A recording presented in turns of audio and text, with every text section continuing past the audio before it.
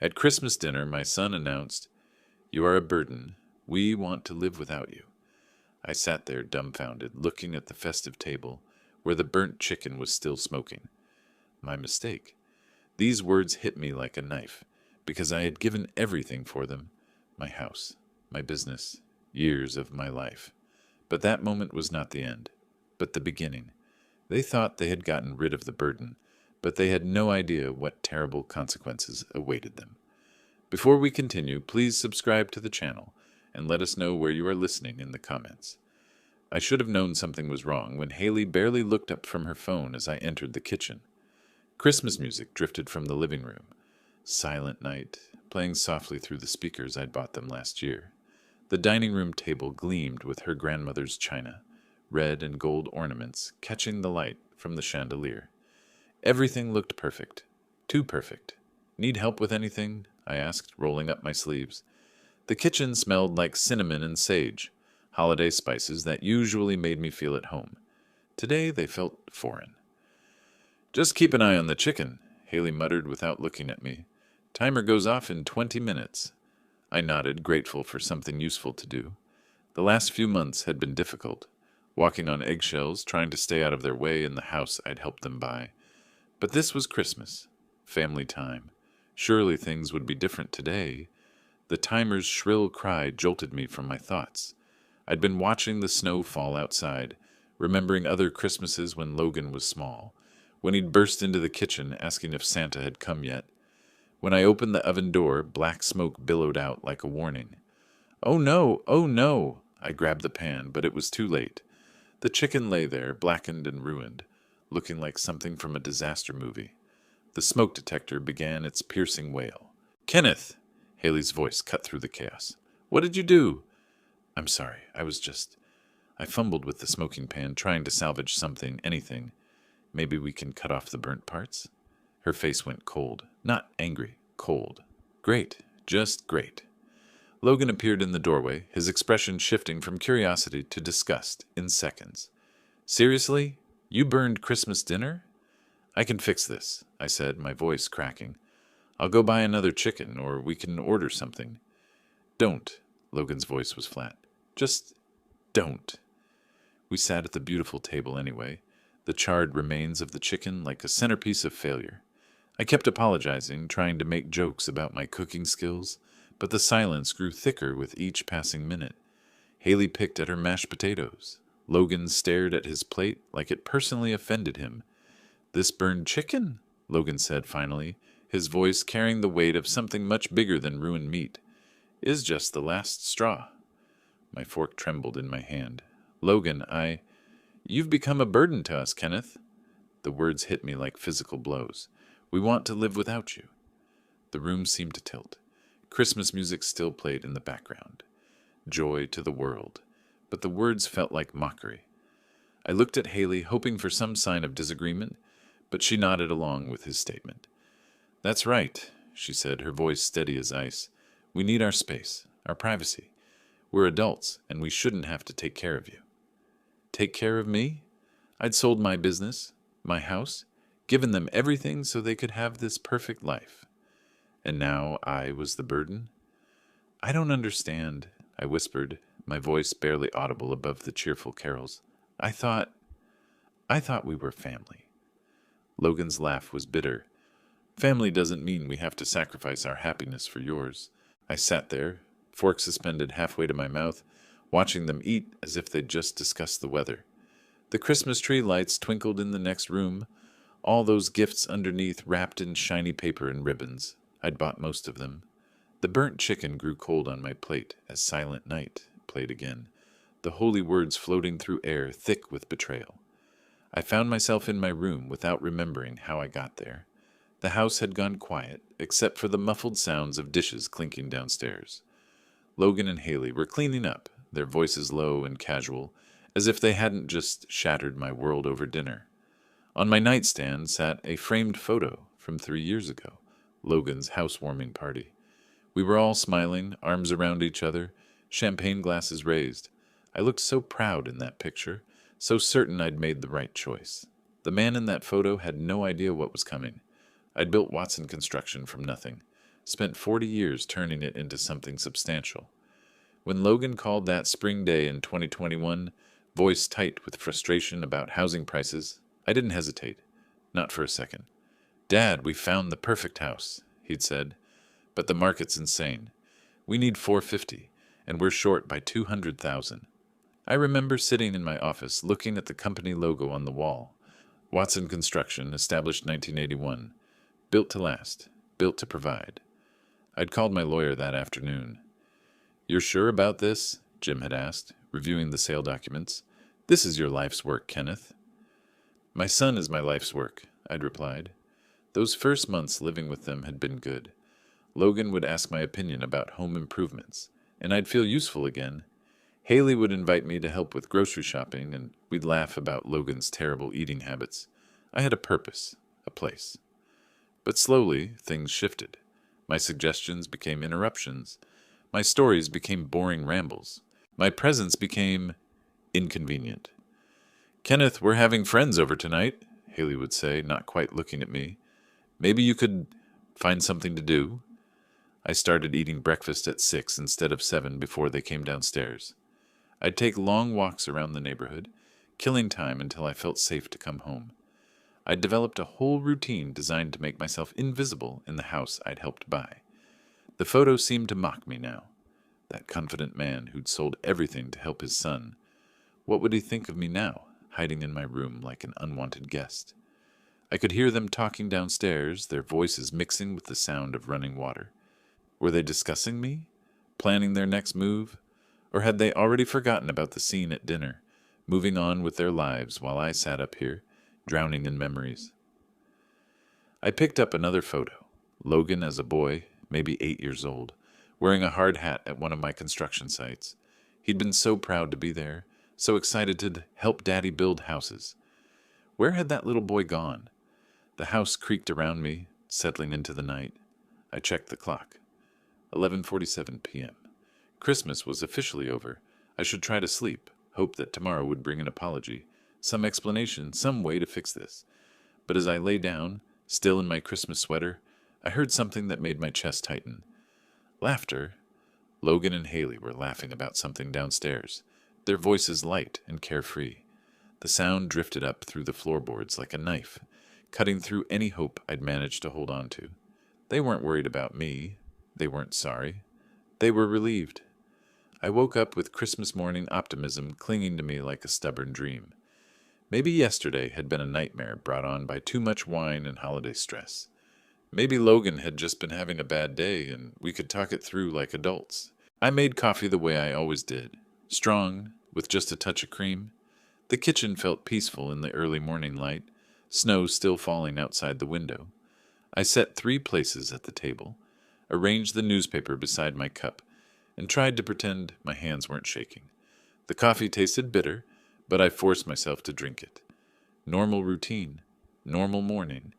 Everything could still be normal. Logan's footsteps on the stairs made my heart race. This was it, the moment he'd apologize, explain that he'd been overwhelmed, that he didn't mean what he said. I arranged my face into what I hoped was a welcoming smile.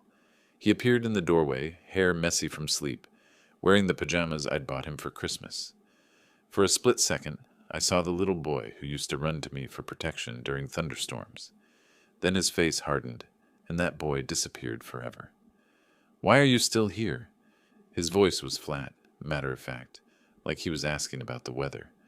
I thought I made myself clear last night. The words hit me like ice water. No good morning, no acknowledgement of the previous night's harshness, just this cold, casual cruelty. "Logan, I struggled to find words. I thought maybe we could talk, work things out. There's nothing to work out." He moved to the coffee maker, deliberately turning his back to me. "I told you how we feel." Haley appeared behind him, her hair perfectly styled despite the early hour. She took one look at the 3-place settings and let out a small, bitter laugh. "Some people really don't take hints, do they?" she said to Logan, as if I wasn't sitting right there. "I guess we need to be more direct." "More direct?" I stood up, my chair scraping against the floor. "You told me I was a burden and you wanted to live without me. How much more direct can you get?" "Then why are you still here?" Logan's question was delivered with surgical precision. Why are you making this harder than it needs to be? I stared at my son, this man I'd raised, sacrificed for, loved unconditionally, and saw a stranger. Because this is supposed to be my home, too. Your home? Haley's voice dripped with disdain. This is our house, Kenneth. We bought it. We pay for it. We live here. I gave you the money. You gave it to us, Logan interrupted. Past tense. It's not yours anymore. The finality in his voice broke something inside me. I'd been clinging to hope, to the possibility of redemption, but looking at their faces, cold, determined, united against me, I finally understood. This wasn't anger. This wasn't a misunderstanding. This was a decision they'd made together, carefully and deliberately. I see, I said quietly. I'll pack my things.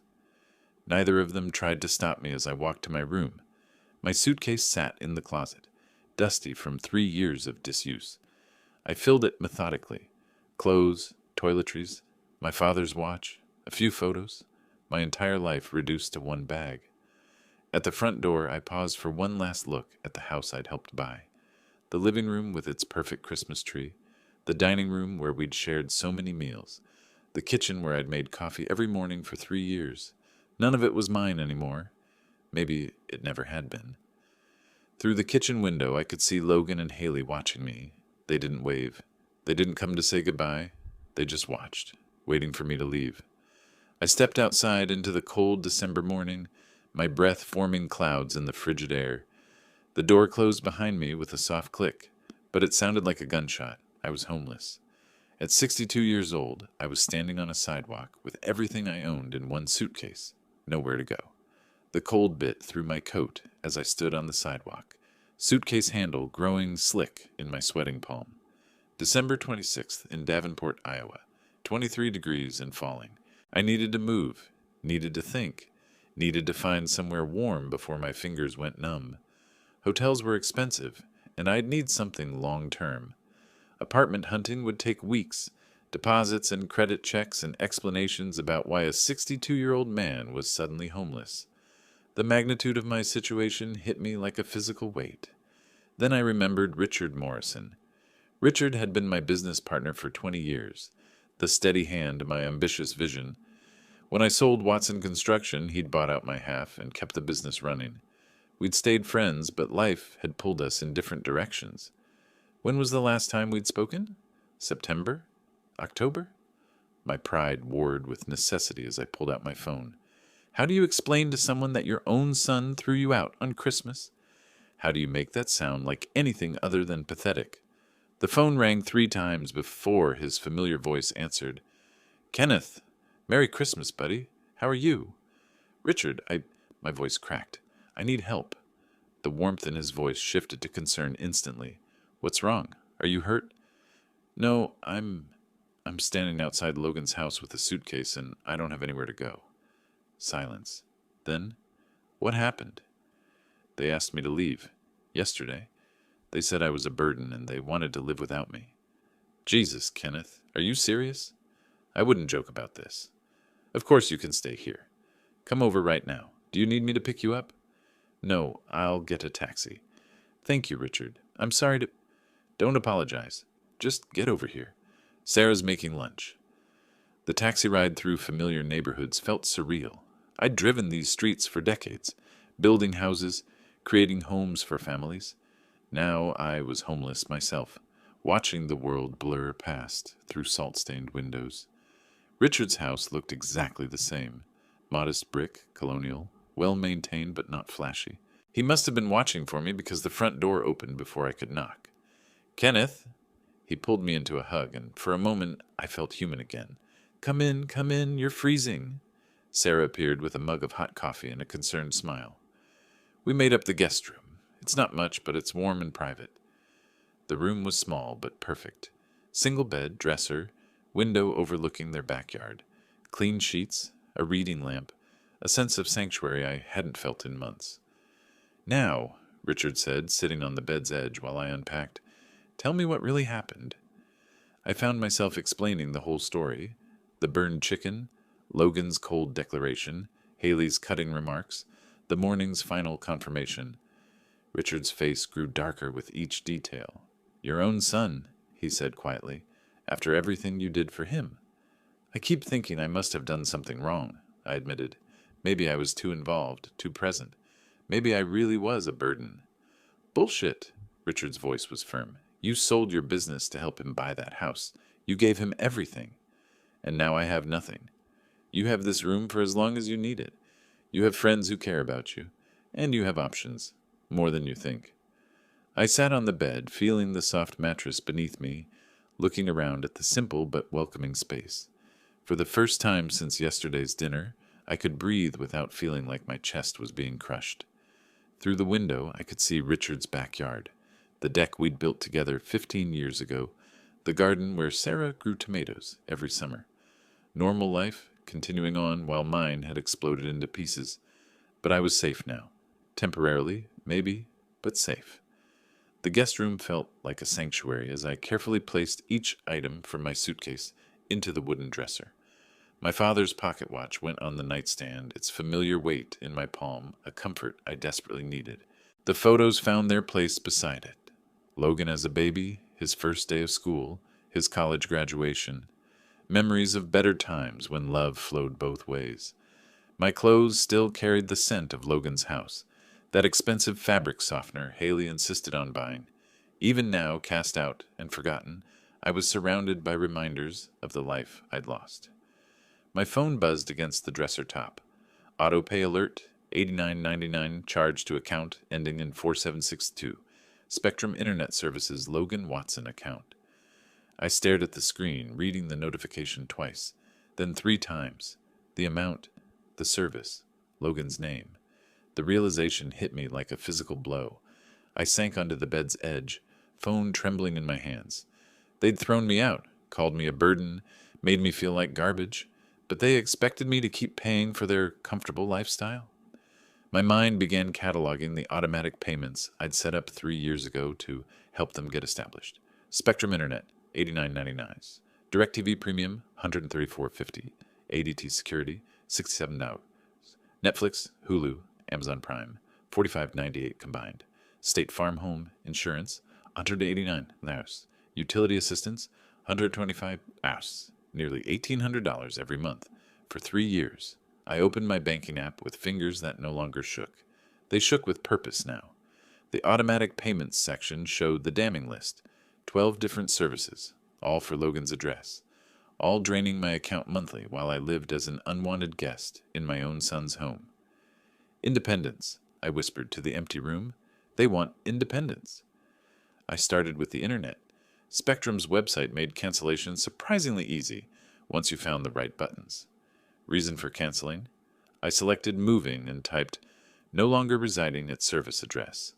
Confirmation email. Your Spectrum Internet service will be disconnected on January 2nd, 2025. Next, DirecTV, the premium package with every sports channel and movie network Haley could want. Cancel.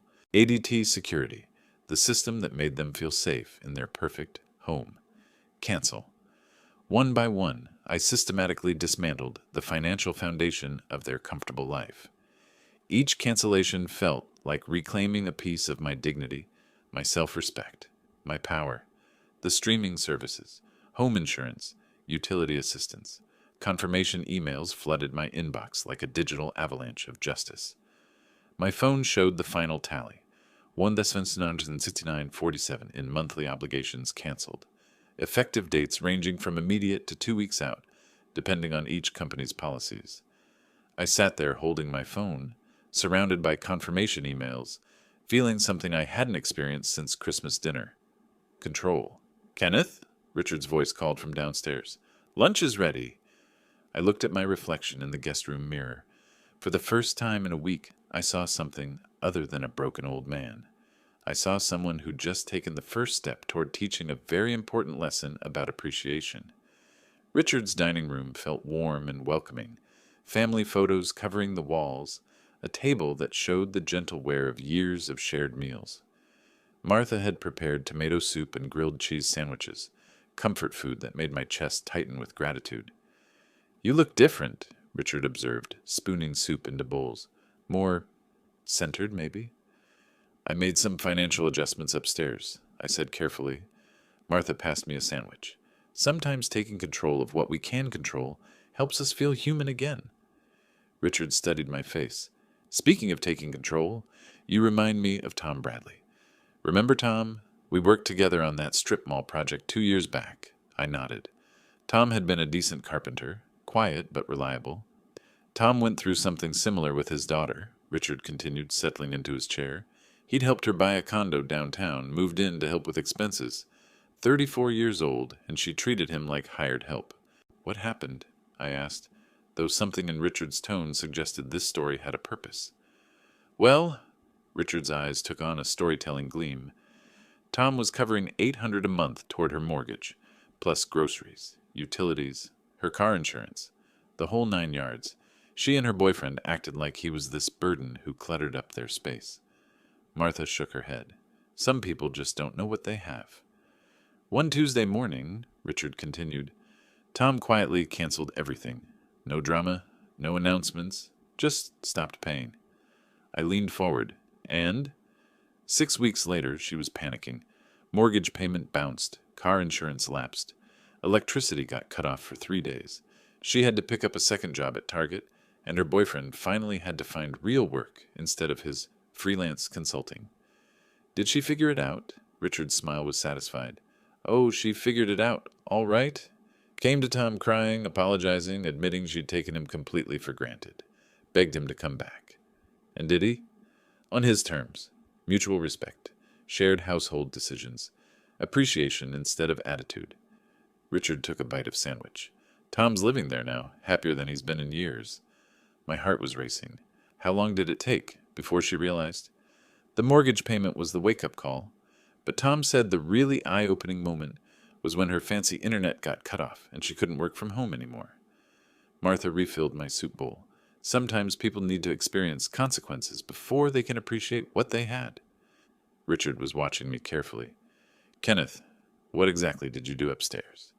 I found myself actually grinning for the first time since Christmas. I canceled about $1,800 worth of monthly services I was paying for Logan's house. Attaboy! Richard's approval felt like sunshine. How long before things start getting uncomfortable for them? Internet cuts off January 2nd. Security system probably stops working around the same time. The insurance cancellation takes 30 days, but the rest? I calculated quickly. 2 weeks, maybe less. Martha looked concerned. You're not being cruel, are you? I'm being educational, I said. They wanted to live without me. I'm simply honoring their request. Richard stood up, energized. This calls for a strategy session. Want to take a walk? I think better when I'm moving. The afternoon light was already fading as we prepared to head outside, but I felt more alert and purposeful than I had in months. I had a plan now. Better yet, I had proof that my plan could work. One thing Tom told me, Richard said, pulling on his coat, was that patience was key. Let them figure out the problems on their own. Don't explain. Don't warn them. Just let natural consequences do the teaching. I zipped up my jacket, feeling the weight of my phone in my pocket. My phone filled with cancellation confirmations. I can be very patient when I need to be. The cold January air bit at our faces as we walked through Richard's neighborhood, our breath forming small clouds in the frigid evening. This was the kind of working-class area where I'd built dozens of homes during my construction years. Modest houses with careful landscaping, where people took pride in what they had. Tell me about their finances, Richard said as we passed a brick colonial I'd helped to build in 1994. The real numbers. I'd been thinking about this all week. Logan makes $52,000 a year managing logistics for a freight company. Decent job, but nothing spectacular. Haley works part-time at some upscale salon. Maybe $18,000 on a good year, but it's inconsistent. So roughly $70,000 combined, Richard calculated. What are their fixed expenses? Mortgage is $1,950 a month. 2 car payments total about $650. Credit cards, probably $400 minimum payments, knowing Haley's shopping habits. I paused at a corner, looking down the street where 3 of my old houses stood. Without my $1,800 monthly contribution, they're short $800 to $1,000 every month. Richard whistled low. They've been living beyond their means, counting on you to bridge the gap. The thing is, I said as we turned onto Maple Street, I don't think they even realize how much I was covering. Logan probably sees those bills as just getting paid somehow. He never had to think about where the money came from, which means they have no idea what's about to hit them. We walked past a house where I'd installed custom cabinets 20 years ago. Mrs. Chen still lived there, her living room light warm against the winter darkness. Normal people living normal lives, appreciating what they had. "Walk me through the timeline," Richard said. "Internet cuts off January 2nd. That's next Thursday. 10-day grace period ended yesterday, so they'll wake up disconnected. Security system probably goes dark the same day. Streaming services." I checked my phone. "Those end tonight at midnight. How long before they call you?" "Logan will call as soon as the internet goes down. He works from home Fridays, and he'll panic when he can't log in." I felt a grim satisfaction imagining his confusion. Haley will lose her mind when Netflix stops working. Richard chuckled. "And you know all their account information?" "I set everything up 3 years ago. Account numbers, billing cycles, service providers. I know their digital life better than they do." We'd walked a complete circuit around the neighborhood, past houses that represented decades of my work, my contribution to this community. Each one reminded me that I'd built something worthwhile, that I had value beyond what Logan and Haley chose to see. "Kenneth," Richard said as we approached his front porch, "what you're doing isn't cruel. You're teaching them the difference between independence and dependence."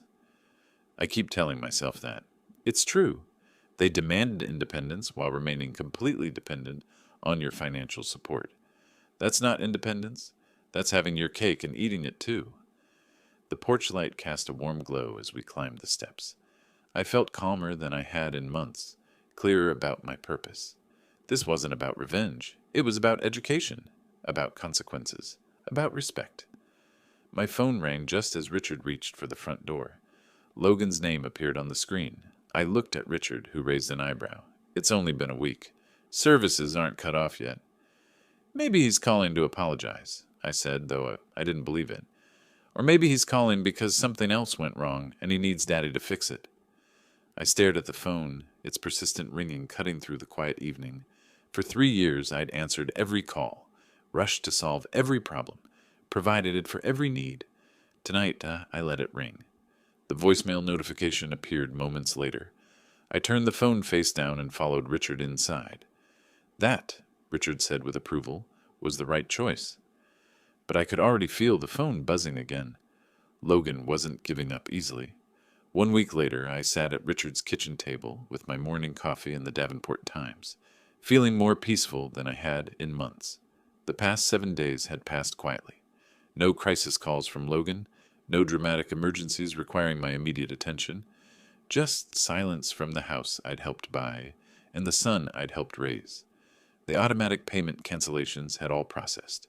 Service disruptions should be starting any day now. At 9:47 a.m., my phone shattered the morning calm. Logan's name on the screen made my pulse quicken, but I kept my voice steady. "Hello, Logan." "Dad, thank God." His voice was tight with frustration. "Our internet's down, completely dead. I called Spectrum, and they're saying something about canceled service, but that's impossible because it's supposed to be automatic payment." I took a slow sip of coffee. "I canceled the automatic payment last week." Silence. Then, "You what?" "I'm no longer paying for services at a house where I'm not welcome. You said you wanted to live without me. This is what that looks like." But you can't just—" Logan's voice cracked with genuine confusion. "I didn't know you were paying for internet. I thought it came out of our account." The innocence in his voice might have been touching if it weren't so revealing. 3 years of automatic payments, and he'd never once questioned where the money came from. "You never asked," I said simply. "Well, fix it. Call them back and restore the service. I work from home today, and Haley's got clients calling." "No." The word hung in the air like a physical thing. "What do you mean, no?" "I mean I'm not paying for your internet anymore. You're adults who wanted independence. I'm giving you exactly what you asked for." I could hear Haley's voice in the background, high and agitated. "Tell him the security system's not working either. The panel's just flashing red." "The security system too?" Logan's voice rose an octave. "Dad, you can't just leave us without protection." I'm not leaving you without anything. I'm simply no longer providing things you can pay for yourselves. But we don't have money for all this. Do you know how expensive internet is? And security systems? There it was, the truth he'd never allowed himself to face. Then perhaps, I said calmly, you should have thought about that before you decided I was a burden. Haley grabbed the phone. I could hear the handoff, the fumbling, then her sharp voice. Kenneth, this is ridiculous. You can't just cut off essential services. I can, and I have. What else did you cancel? Her voice was getting shriller. What else are you holding hostage? I'm not holding anything hostage, Haley. I've simply stopped paying for services in a home where I don't live anymore. But you have to understand our situation. Logan's salary doesn't cover everything, and my work is seasonal. Then you have a problem to solve. Logan took the phone back. Look, Dad, maybe we can work something out. Maybe if you move back in, we could discuss ground rules. Ground rules? I almost laughed. You mean like the ground rule where I pay all your bills while you treat me like garbage? That's not. We didn't mean. You meant exactly what you said, Logan. You called me a burden. You told me you wanted to live without me. I'm simply honoring your wishes. But we need help. We can't afford all this on our own. That sounds like a personal problem. The line went quiet, except for muffled arguing in the background. I could picture them in their perfect kitchen, in their perfect house, realizing their perfect life was built on a foundation they'd just kicked out from under themselves. Dad! Logan's voice was smaller now, almost pleading. Can't we just forget Christmas happened? Can't we go back to how things were? How things were involved respect and appreciation. When you're ready to offer those, we can talk. I hung up before he could respond. Richard appeared in the kitchen doorway, coffee mug in hand. How'd that go? I smiled, actually smiled. Phase 1 is complete. My phone immediately started ringing again. Logan's name flashed on the screen, insistent and demanding. I turned the phone face down and took another sip of coffee. He'll figure it out eventually. Or he won't, Richard said, settling into the chair across from me. Either way, that's his choice to make. The phone buzzed twice more, then fell silent. In the quiet kitchen, surrounded by the normal sounds of a normal morning, I felt something I hadn't experienced in 3 years. I felt respected. 2 weeks later, I was helping Martha plan her grocery list when my phone rang for the 4th time this week. Logan's name flashed on the screen, persistent as always. I'd been ignoring most of his calls, but Richard looked up from his crossword puzzle and nodded toward the phone. Might as well hear what he has to say, Richard suggested. Knowledge is power. I answered on the 5th ring. Hello, Logan. Dad, finally. His voice carried a mixture of relief and frustration. Look, this has gone far enough. Haley's been crying for 3 days straight. You're destroying our anniversary month, and she's talking about postponing our celebration dinner because we can't afford it anymore. Your anniversary is your responsibility to plan and fund. But we can't. Don't you understand? The cable got cut off right in the middle of playoff season. The security system's been down for 2 weeks, and Haley's scared to be home alone. We've got warning notices from the electric company, the water department. I listened to the desperation in his voice, noting how he still framed everything as my problem to solve. None of that changes what you said to me on Christmas, I replied calmly. For God's sake, Dad, that was just... We were stressed. You burned dinner, and we overreacted. Can't you just let it go? Can you unburn that chicken? Can you take back calling me a burden? Logan's voice cracked. Look, maybe we can work something out. Maybe we were too hasty. You could move back in, and we could establish some ground rules. Whose ground rules? Yours or mine? Well, obviously, we'd discuss... it's still our house. Through the kitchen window, I saw a car pulling into Richard's driveway. A familiar car. Logan, I said slowly, are you calling me from outside Richard's house right now? Silence, then the sound of a car door slamming. We just want to talk, Dad, face to face. The doorbell rang. Richard raised an eyebrow and headed toward the front door, but I gestured for him to wait. So you thought you'd ambush me? It's not an ambush. We just need to resolve this before we lose everything. I hung up and walked to the front door, Richard beside me. Through the peephole, I could see Logan and Haley standing on the porch, both looking haggard in the cold February air. I opened the door. Haley immediately started crying. Theatrical, calculated tears that might have worked 3 months ago. Kenneth, please, you're tearing our family apart. Our family was torn apart on Christmas, I said evenly. I'm simply accepting the new reality you created. Logan stepped forward, his face flushed with anger and cold. This is ridiculous, Dad. Stop this vindictive nonsense and help us fix our situation. Vindictive? I felt Richard step closer behind me, a solid presence of support. Logan, you told me I was a burden. You told me you wanted to live without me. I'm giving you exactly what you asked for. But we didn't mean financially. We just meant you wanted all the benefits of my support without having to treat me with basic human dignity. Haley's tears intensified. We're going to lose our house. Don't you care about that? I care about the house I helped you buy, but it stopped being my concern when you made it clear I wasn't welcome in it. Richard cleared his throat. Folks, it's 20 degrees out here. If you want to continue this conversation, you're welcome to come inside where it's warm. Logan's jaw tightened. We don't need charity from strangers. Richard isn't a stranger, I said. He's a friend who treats me with respect. You might want to learn from his example. Haley looked between Logan and me, her calculated tears giving way to genuine frustration. What do you want from us? What will it take? An apology would be a start, a real one, acknowledgement of how you treated me, and a commitment to change. Fine, Logan exploded. I'm sorry, okay? Now will you help us? That's not an apology, Logan. That's a transaction.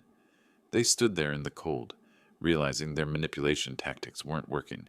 Logan's entitled anger, Haley's crocodile tears, their attempted ambush, none of it was moving me. This conversation is over, Logan said finally. Come on, Haley. They turned and walked back to their car, Logan's arm around Haley's shoulders in a show of unity that felt rehearsed. As they reached their vehicle, I noticed something white tucked under the windshield wiper, something they hadn't seen yet, a foreclosure notice. I said nothing as they drove away, their crisis accelerating beyond what they even realized yet. Richard closed the door behind us. That went about as expected. Better, I said, watching their taillights disappear down the street. They're running out of options faster than they know. 3 weeks later, I was enjoying my morning coffee in the financial section of the newspaper when an unknown local number appeared on my phone. I'd learned to be cautious. Logan and Haley had started using different phones after I stopped answering Logan's regular number. Kenneth Watson, I answered carefully. Kenneth, thank God. Haley's voice was tight with panic, none of her usual calculated sweetness. It's me. I'm calling from work because we... Take a breath, Haley. What's wrong? Everything's wrong. Her voice cracked with genuine distress. We got the foreclosure papers. Official ones. The bank wants $3,400 in missed payments within 30 days, or they're taking the house. I felt a pang of something, not quite sympathy, but recognition of how serious this had become. I see. And Logan, she took a shuddering breath. Logan lost his job last week. They said he'd become unreliable, argumentative with coworkers. His unemployment barely covers groceries. Now I understood the desperation in her voice. This wasn't manipulation anymore. This was genuine panic.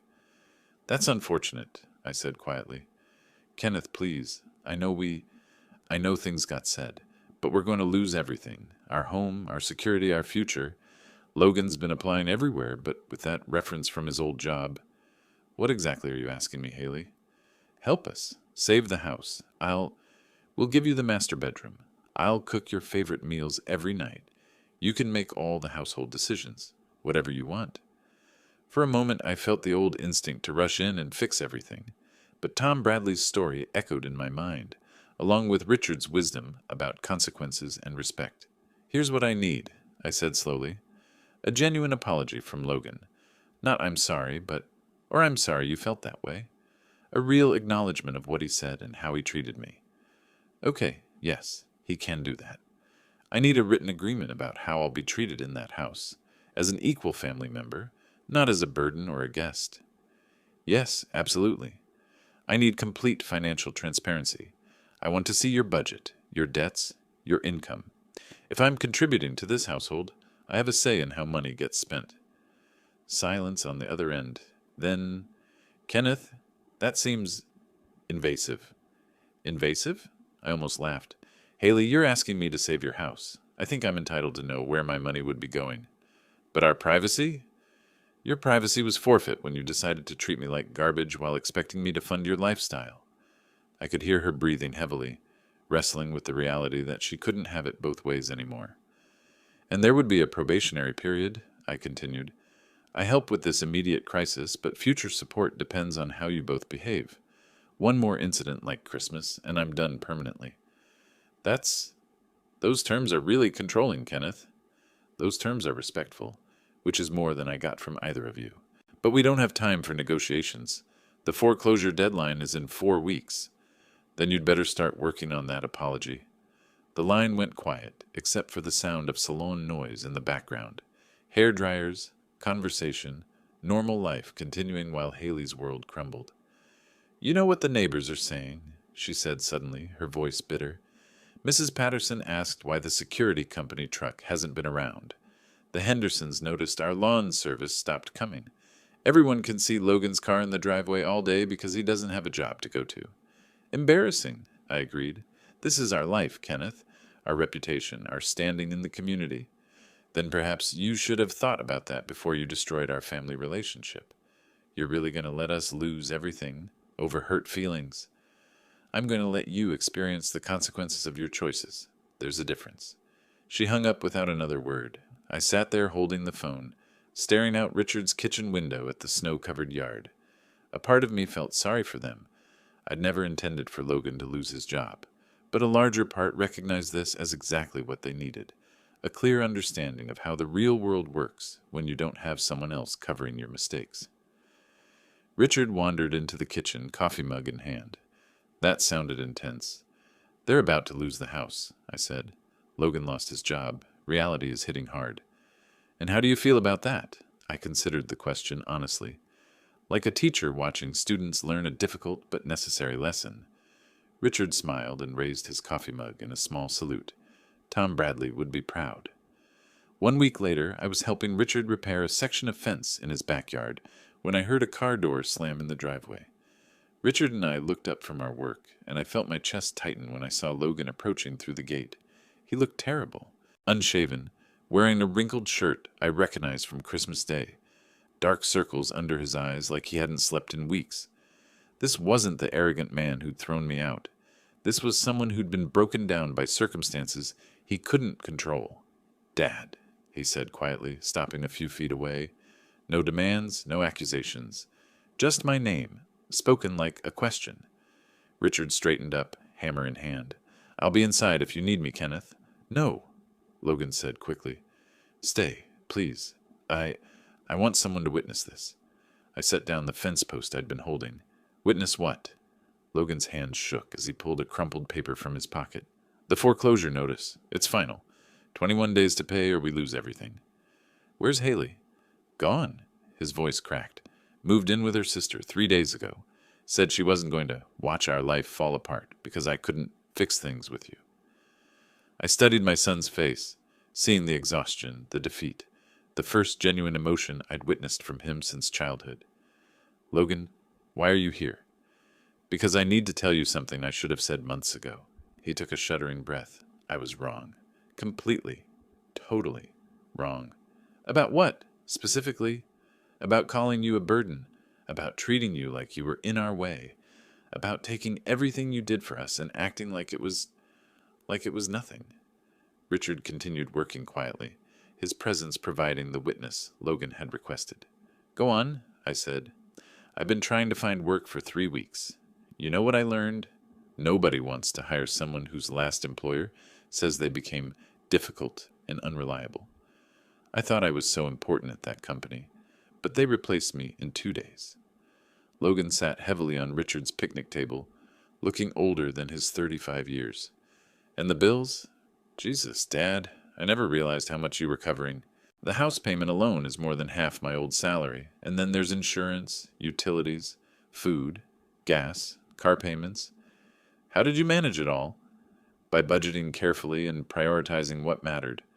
I never learned to do that. You always just handled things, made problems disappear. He looked up at me with something I hadn't seen in years: vulnerability. I never appreciated what that meant until it was gone. I leaned against the fence, waiting. Haley said I should just swallow my pride and beg you to come back. But this isn't about pride anymore, Dad. This is about admitting I was a terrible son who treated the most generous man in his life like garbage. The words hung in the cold air between us. Richard had stopped hammering, listening. I called you a burden, Logan continued, his voice getting stronger. But you were never the burden. I was. I was a grown man who let his father pay for his life while treating him like an inconvenience. And now? Now I'm a grown man who's about to lose his house because he was too stupid and entitled to appreciate what he had. I studied Logan's face, looking for signs of manipulation, for the practiced remorse I'd heard in earlier conversations. Instead, I saw something real: shame, regret, and maybe the beginning of genuine understanding. What are you asking me to do, Logan? Help me save the house. Not for me. I know I don't deserve it. But it's your investment, too. You helped buy it, and I threw away your contribution along with your dignity. And in return, I accept your terms, all of them. Financial transparency, respectful treatment, your involvement in household decisions, whatever you require. For how long? However long it takes to prove I've learned something from this disaster. Richard set down his hammer and looked at both of us. Kenneth, this sounds like a young man who's ready to earn back what he lost. I felt something shift inside me. Not forgiveness exactly, but the possibility of it. 90 days, I said finally. A trial period. You demonstrate changed behavior, and I'll help you avoid foreclosure. Logan's relief was visible. What do I need to do first? Show me your complete financial picture. Every debt, every bill, every source of income. Then we'll see if this house is actually salvageable. And after that, you prove you understand the difference between being my son and being someone who deserves my support. Logan nodded, standing up from the picnic table. For the first time in months, he looked me directly in the eye. Thank you, Dad, for not giving up on me completely. Don't thank me yet, I said. Thank me in 90 days if you've actually changed. As Logan walked back to his car, I noticed his shoulders weren't slumped in defeat anymore. They carried the weight of responsibility instead, a burden he was finally ready to bear. 6 weeks later, I stood in the doorway of the master bedroom, my master bedroom now, watching Logan and Haley arrange their belongings in the smaller room down the hall. The symbolic reversal felt right, a physical representation of the new dynamics we'd established. Logan had kept his word. Every day for 6 weeks, he'd demonstrated the changed behavior I'd demanded. He found a new job with a medical supply company. Lower pay than his previous position, but his supervisor had already complimented his work ethic and attitude. He showed me every paycheck, every bill, every expenditure. Haley had returned after 2 weeks, swallowing her pride when she realized Logan was serious about meeting my conditions. She still struggled with the new arrangement. I could see it in the way she bit her tongue when she wanted to criticize my decisions, the forced smile when she asked my opinion on household matters. But she complied, understanding that the alternative was losing everything. Dad? Logan appeared in my doorway, holding a stack of mail. Electric bill came in, $67, down from last month, because we're being more careful about usage. Good, I said, taking the bill to review. This was part of our agreement. I saw everything before it got paid, had veto power over any expense over $50. Also, Richard called. He and Martha want to come for dinner Sunday to see how we're settling in. Tell them yes, and ask Haley to make that pot roast they enjoyed last time. Logan nodded. The old Logan would have bristled at being asked to deliver requests to his wife. This Logan understood that respect flowed both ways, and I'd earned the right to have my preferences honored. That evening we sat down for our first relaxed family dinner since before Christmas. The table was set with care, my chair at the head where it belonged, the conversation including my opinions on Logan's work situation and my suggestions for their budget. I've been thinking, Logan said over dessert, about what you said regarding public acknowledgement. I raised an eyebrow. We'd discussed this as part of my conditions, some recognition of what had happened and how it had been resolved. I'd like to have Richard and Martha over next weekend, maybe invite a couple of the neighbors. I want to publicly thank you for your patience and acknowledge how wrong I was about everything. Haley shifted uncomfortably but didn't object. She'd learned that her comfort was no longer the primary consideration in household decisions. That sounds appropriate, I agreed. The following Saturday, Richard and Martha joined us, along with the Hendersons from next door and Mrs. Patterson from across the street. Logan had prepared remarks, but when the moment came, he spoke from the heart. I asked you all here because I need to publicly acknowledge something, he began, standing in our living room with a steadiness I hadn't seen from him in years. 3 months ago, I treated my father terribly. I took his generosity for granted and repaid his sacrifices with cruelty and disrespect. I watched the neighbors' faces, seeing their surprise at Logan's honesty. My father could have written me off completely. Instead, he taught me the most important lesson of my adult life, that respect has to be earned, not demanded, and that appreciation can't be assumed. He looked directly at me. Dad, thank you for not giving up on me. Thank you for teaching me the difference between being entitled and being grateful. The room was quiet for a moment. Then Richard started clapping, and the others joined in. Mrs. Patterson wiped her eyes with a tissue. After everyone left, I sat in my comfortable chair in the living room, the best chair, positioned where I could see both the television and the front window. Logan and Haley were in the kitchen cleaning up, their voices low and cooperative. The house felt peaceful in a way it never had during my first 3 years here. The difference wasn't just in the changed living arrangements or the financial transparency. It was in the respect that now underpinned every interaction. My phone buzzed with a text from Richard. Proud of you for teaching that lesson without destroying the relationship. That took real wisdom. I smiled, setting the phone aside. Justice hadn't required revenge. It had required patience, firm boundaries, and the willingness to let natural consequences do their work. Through the kitchen doorway, I could see Logan and Haley working together to finish the dishes. Tomorrow, Logan would go to his job, a job he valued because he understood what unemployment meant. Haley would manage the household budget we'd all agreed upon, and I would continue living as a respected member of this family, rather than a convenient benefactor. I picked up my newspaper, settled back in my chair, and allowed myself a moment of deep satisfaction. Sometimes the best revenge is simply refusing to accept being treated poorly. Sometimes justice comes not from punishment, but from insisting on dignity.